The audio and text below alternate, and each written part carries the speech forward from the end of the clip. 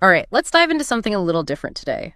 Absurdism. Ooh, interesting. It might sound a bit, intimidating, but stick with us. This philosophical idea is actually way more relatable than you'd think. You actually shared a YouTube video with me about this, and it uses the myth of Sisyphus to kind of break things down. Right. Have you heard of that one before? Oh, yeah, absolutely. It's classic Greek mythology. Okay. Yeah. Poor Sisyphus gets punished by the gods. Oh, no. He has to push this giant boulder up a hill, like for all eternity, only for it to roll right back down every time he reaches the top. Talk about a bad day that never ends. I know. The ultimate Groundhog Day scenario. Total. But the video doesn't just retell the myth, right?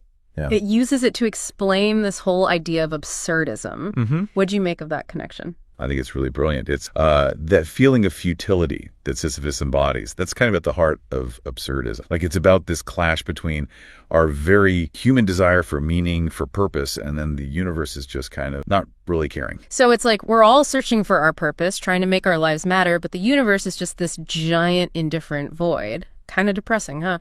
It can definitely feel that way at first. But the key with absurdism is that it's not about giving up, Oh, okay. It's actually about finding a way to embrace that seeming meaninglessness and then making a choice to live fully anyway. Okay, I'm intrigued.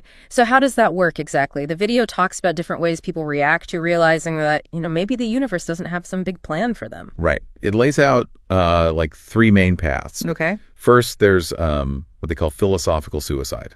Oh, wow. It's essentially clinging to any belief system that gives you a sense of meaning, even if it doesn't hold up under scrutiny. So burying your head in the sand rather than facing the possibility that there might not be a big cosmic answer to why are we here? Exactly. It's a way to avoid that existential anxiety. Yeah. But ultimately, it's not a very honest or fulfilling way to live, No, I guess not. Yeah. And then there's kind of the opposite reaction, right? Yeah. Nihilism, Mm. which is basically saying, well, if nothing matters, why bother doing anything at all? Pretty bleak. It is bleak. Yeah. And that's why the video ultimately discourages both of those paths. Okay. Because nihilism just leads to apathy and despair. Right. So where does absurdism fit in then? Is it some sort of middle ground between those two extremes? You could say that. Yeah. Absurdism acknowledges the potential meaninglessness of existence, but says, okay, so what? Yeah. Okay. It's about choosing to find meaning in the face of that, not because some external force dictates it, but because we decide it matters. I like that. Yeah. It's almost like saying, all right, universe, you might not care, but I'm going to make my life matter anyway. That's the spirit. And the video makes this really interesting point about how embracing this absurd mindset could actually make you more courageous and less afraid of failure. Now, that's something I think, everybody listening can probably relate to. Totally. What did you think about that idea? I think it's counterintuitive, right? Yeah. But if you think about it, when you let go of that pressure of needing everything to have some grand cosmic purpose, you're freer to take risks. Okay. You're not as worried about messing up because in a way, nothing really matters anyway. So you're free to just go for it, follow your passion, see what happens. Exactly. But doesn't that also run the risk of leading to a not caring at all attitude? That's a valid concern, and the video does address that. Okay. There is a tension there. The video actually uses this really interesting analogy, right, to Bruce Lee's philosophy. Yes. Take what's useful, discard what isn't, and create your own path. Absolutely, yeah. And that's where things start to get really interesting. The video goes on to highlight three core teachings of absurdism. Okay.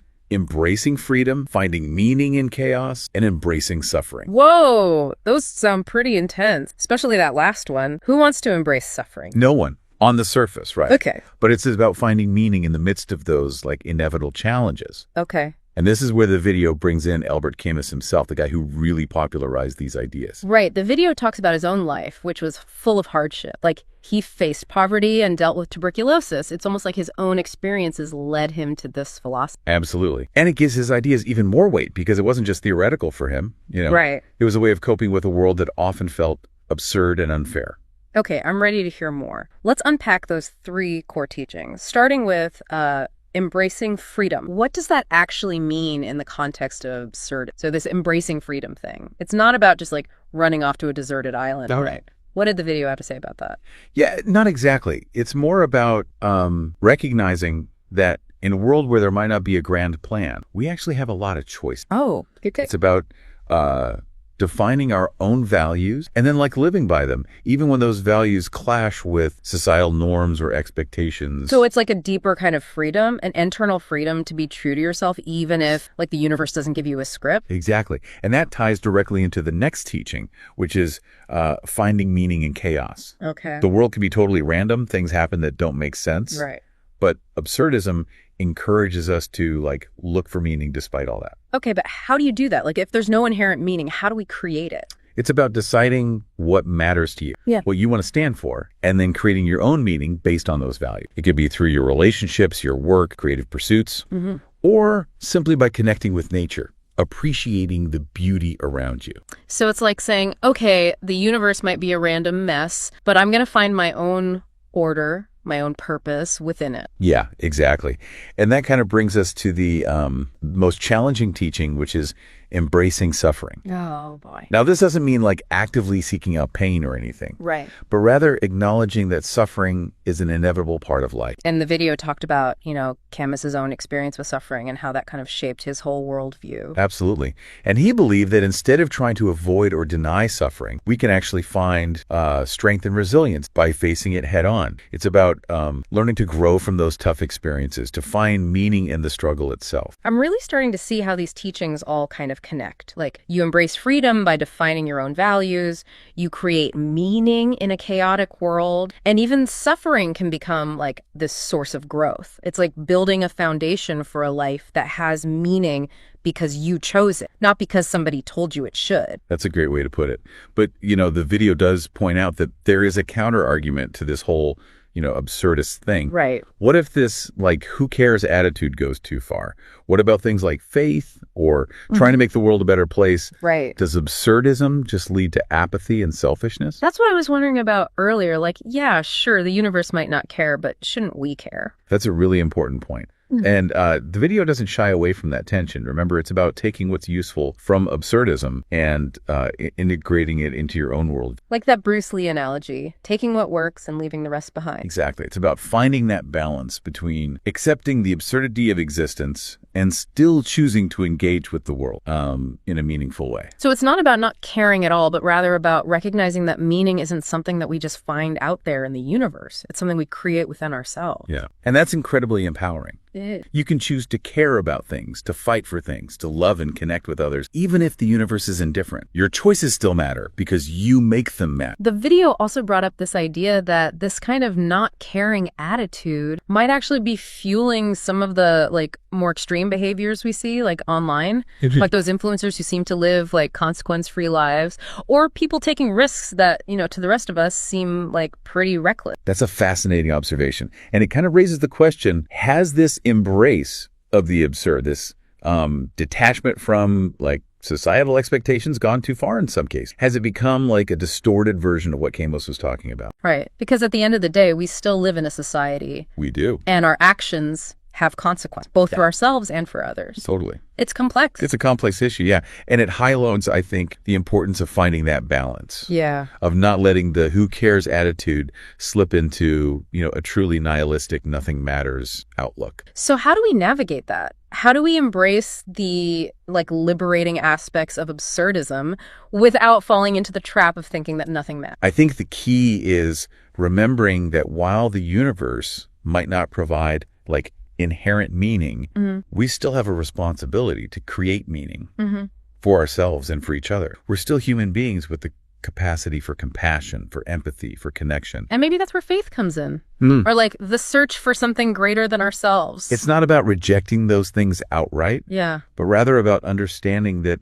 they might not offer easy answers. Right. And that's okay. It's about finding what resonates with you and what helps you kind of navigate this absurd existence. It's funny, we started out talking about, Sisyphus and his never-ending pushing the boulder. Yeah. But the video ends on this idea of, like, imagine Sisyphus happy. What do you make of that? Can you really find happiness in something so pointless? That's the heart of Camus, right? He challenges us to think beyond the surface, beyond just that initial like, well, that sounds miserable reaction. What if happiness isn't about the end goal? What if it's not about the destination, but about how we approach the journey itself? Ooh, I like that. Sisyphus, he's strong. He's mastering this incredibly difficult task. Maybe there's a kind of joy in that, even if it, never really ends. So it's not about like reaching the top of the mountain. It's about finding a way to appreciate the climb, which I feel like is very applicable to, everyday life, even if we're not literally pushing boulders up a hill. Exactly. Think about it in terms of your own life. Maybe there's a project you're working on that feels really daunting, a goal that seems almost impossible to reach. What if, instead of focusing on that fear of what if I never get there, you find a way to enjoy the process, the skills you're building along the way? It's a good way to kind of reframe things. Yeah. But the video also, it doesn't shy away from like the counter argument to this whole thing. Yeah. Some people would say, like, isn't this nothing matters idea a bit dangerous? What about having faith or trying to make the world a better place? Does absurdism just lead to apathy? It's a valid concern. And the video acknowledges that we humans were wired for meaning, Yeah. We want to believe in something bigger than ourselves. We want to find a purpose. But Camus isn't saying to abandon those things entirely. Right. It's more about like accepting that there might not be a single ultimate answer to those big why questions. So like the video suggested, with that Bruce Lee analogy, we can take what's useful from absurdism without feeling like we have to swallow the whole philosophy. Yeah, exactly. You might find that accepting the absurdity of certain situations helps you cope with stress or anxiety. Yeah. Maybe allows you to take risks you wouldn't have before, because that fear of failure seems less significant when you realize there might not be a grand plan anyway. Yeah. This has really been making me think. I'm wondering, for a listener out there, how might they apply this to their own life? Yeah. What do you think, based on like what we've been talking about? That's the exciting part, right? Maybe this deep dive has kind of sparked some new ideas about how they approach their goals, right? Their work, even their relationships. Mm-hmm. Perhaps it helps them appreciate like the small everyday moments more, knowing that nothing lasts forever. Yeah. Or maybe gives them the courage to finally start that project they've been putting off, freed from the fear of it not being perfect or not achieving some grand outcome. I love that. It's like giving yourself permission to just go for it. Exactly. Mm-hmm. The beauty of absurdism is that it doesn't give you a set of rules to follow. Mm-hmm. It offers like a shift in perspective, a new way of looking at the world and your place in it. So I would ask our listener, what resonated with you during this dive? What will you do differently knowing that the universe might not have a plan? Yeah. But you still have the power to choose your own path. Yeah. Keep those questions in mind, as you move forward. I like that. And on that note, that's our deep dive for today. We hope this has given you some food for thought. Keep those brain gears turning, and we'll catch you next time.